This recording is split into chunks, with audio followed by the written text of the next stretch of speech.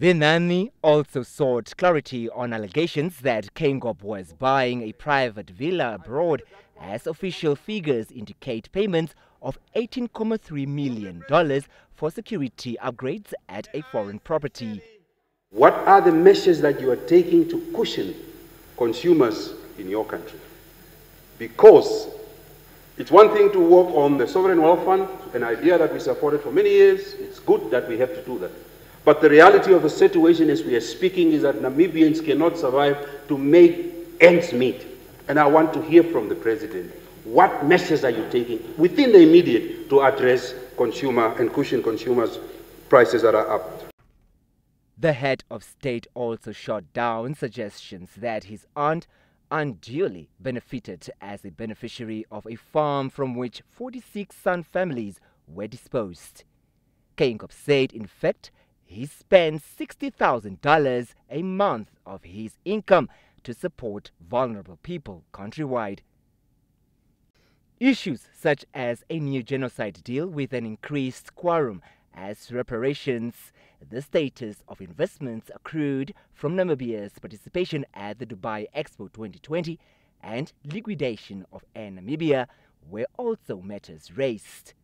Furthermore, RDP President Mike Kavekotora urged Geingob's administration to rather utilize the increasing inequality as a yardstick on which to plan the country's future. The issue of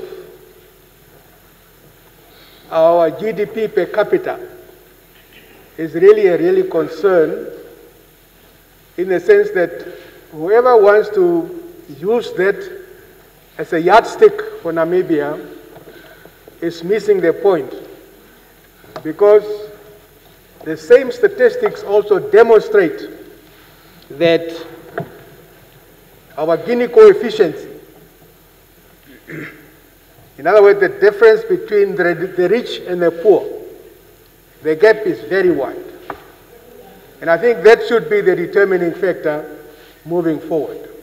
His counterpart, LPM leader Bernardus Swarboy, lectured Geingob on issues of unfair distribution of public funds, alleged interference by the Minister of Rural and Urban Development in affairs of regional councils, and a need for strategic and radical redistribution systems of wealth to ordinary citizens, with an emphasis on land reform.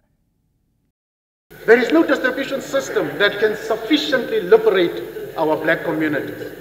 You can build a road, you can build clinics, and you can build electricity networks, but the distribution system that does not touch the individual will have the country build infrastructure, get temporary jobs for so many, and still they are poor. NUDO's President Ushiwa Muinyangwe appealed for unity in pursuit of just reparations for the 1904-08 genocide, while UDF's MPs demanded responses on the defunct SME Bank, a brainchild of Geingob. We have never said we don't want the Namibian government at the table.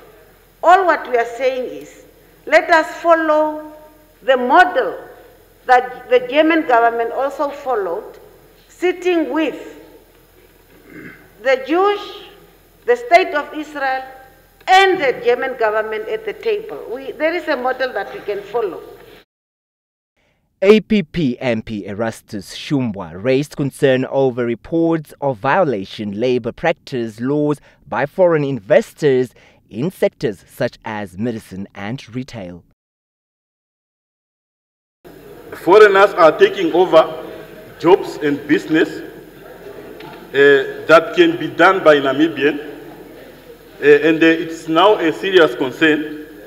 For example, the construction industry, medical industry sector, and the retail sector.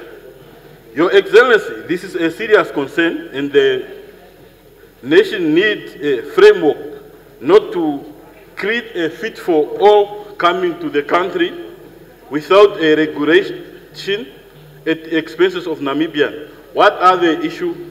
What are your plans on this issue, Mr. President? SWANU's president, Tangeni Iyambo, says Namibia has enough land for redistribution and citizens dwelling in shacks with inadequate sanitation are a gross violation of human rights. Our people living in shanty towns is a complete violation of human rights. Because considering Namibia's size that I gave already, population, and